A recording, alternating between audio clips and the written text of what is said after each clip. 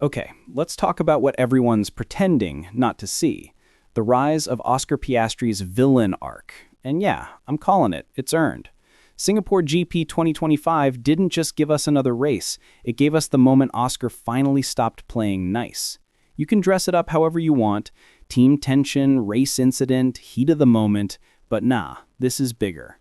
This is a driver who's been carrying composure for 2 seasons straight, finally snapping because he's tired of being treated like the quiet golden boy while the team bends over backward for Lando Norris. We all saw it. McLaren's celebrating like they just cured global warming for Lando's podium, while Oscar's car literally limped home after saving them a constructor's title. The radio tone said it all. You could hear that irritation. And honestly, he's right to be mad.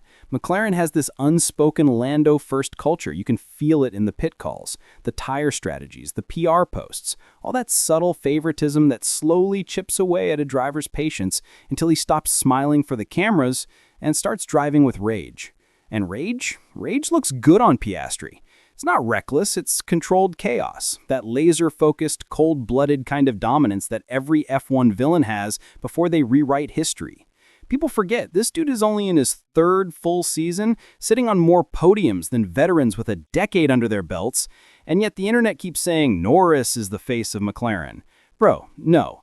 Oscar's the backbone. He's the guy bringing those constructor points week after week, the guy who adapts in wet qualifying, who nails precision laps like he's coding the matrix in real time.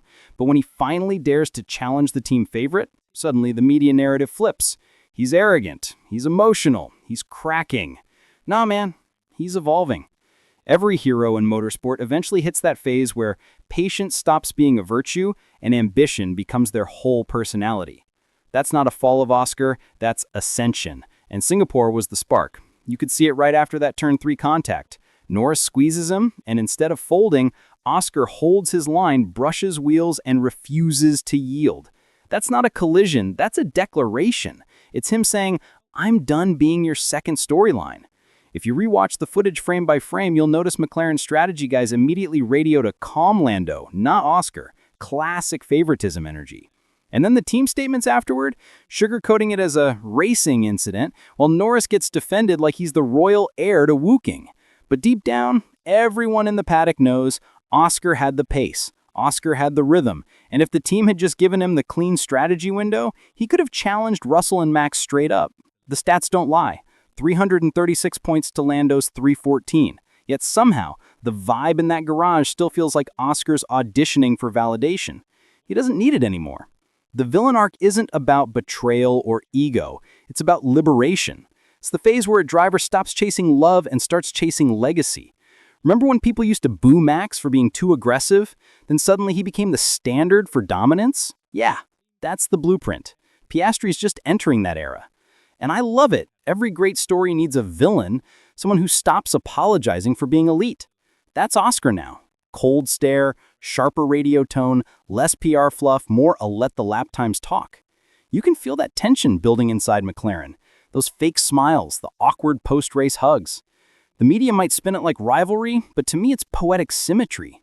McLaren wanted 2 golden boys. They accidentally created one god and one mortal. Lando's the PR darling, Oscar's the executioner, the calm menace, the one who wins races with surgical precision while everyone underestimates his bite. When I watch him now, I don't see the rookie who is grateful to be here. I see a man crafting a legend.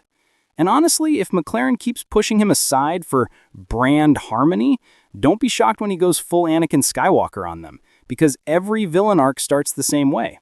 Someone loyal, overlooked, tired of politics. He's not breaking bad, he's breaking free. This is the energy we need in F1 again. Not sanitized smiles, not corporate-friendly bromance, but real rivalry, emotion, chaos. Singapore was step 1. You can already see fans picking sides. Team Lando clinging to nostalgia, and Team Piastri vibing with the dark horse energy. And if you look at his post-race interviews, short, clipped, colder, that's a man who's locked in. No more, we'll learn from this. Nah, he's learning how to dominate on his own terms. So yeah, maybe the headlines tomorrow will say, Piastri loses cool, but give it a month, and they'll be saying Piastri rewrote McLaren.